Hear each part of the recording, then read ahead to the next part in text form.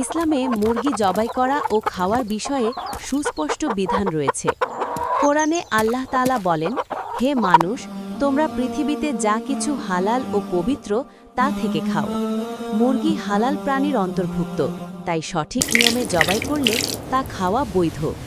কোরআনে আরও বলা হয়েছে, তোমাদের জন্য হারাম করা হয়েছে মৃত প্রাণী, রক্ত এবং আল্লাহ ছাড়া অন্যের নামে জবাই করা পশু। তাই মুরগি জবাইয়ের সময় অবশ্যই আল্লাহ নাম নিতে হবে।